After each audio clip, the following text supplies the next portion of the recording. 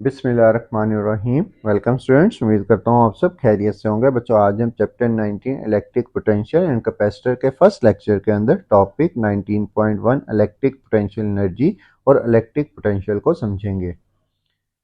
बच्चों, फर्ज करें हम अगर एक बॉल को ज़मीन से अपोजिट डायरेक्शन में ग्रेविटी के अपोजिट मूव करवाना चाहते हैं तो बेटा हमें उसे वर्क डन करना पड़ेगा और वो वर्क डन उस बॉल के अंदर पोटेंशियल एनर्जी की फॉर्म में स्टोर हो जाएगा। फर्ज करें ये बॉल इस पॉइंट से इस पॉइंट तक हम लेकर गए तो हमें वर्क डन करना पड़ा और वो वर्क डन जो है पोटेंशियल एनर्जी के फॉर्म में स्टोर हो गया।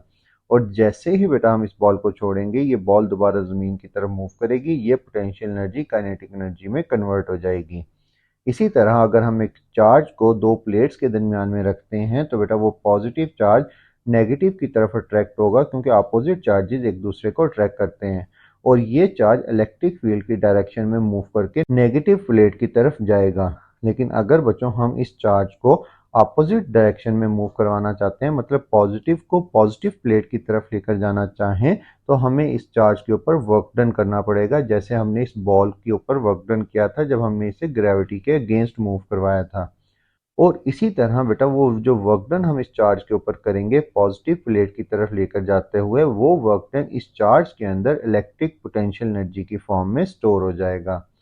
तो बच्चों, हम इलेक्ट्रिक पोटेंशियल एनर्जी को डिफाइन कैसे करेंगे?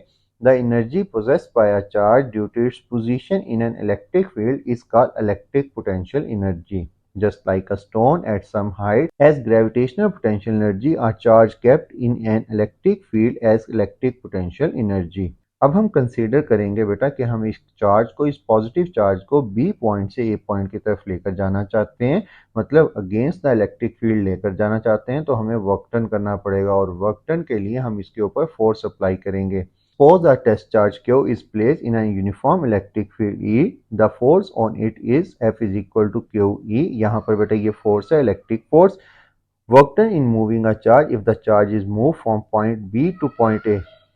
पॉइंट बी से हम पॉइंट ए की तरफ लेकर जाना चाहते हैं तो बेटा हमारे पास वर्क डन जो है वो इक्वल आएगा F dot D cos theta के।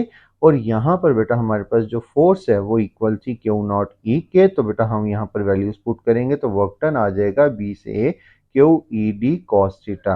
अब हमने कहा था बच्चों जो वर्क डन हम इस चार्ज के ऊपर करेंगे वो पोटेंशियल एनर्जी के फॉर्म में स्टोर होगा, जिसको हम इलेक्ट्रिक पोटेंशियल एनर्जी का नाम देते हैं।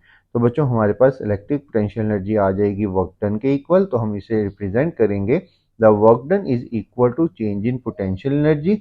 यू जो है बेटा ये पोटेंशियल एनर्जी को रिप्रेजेंट कर रहा है, जो हमने वर्क डन किया वो पोटेंशियल एनर्जी की फॉर्म में स्टोर होगा। तो बेटा अगर हम बी से ए आए थे तो हायर पोटेंशियल को लोअर पोटेंशियल से माइनस करेंगे, मतलब चेंज इन पोटेंशियल एनर्जी आ गई हमारे पास वर्क डन के इक्वल।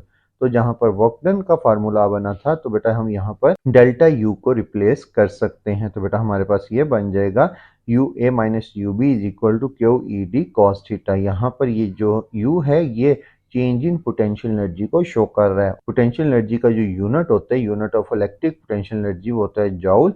और ये थी बेटा यहाँ तक electric potential energy. What is the difference between electric potential energy and electric potential?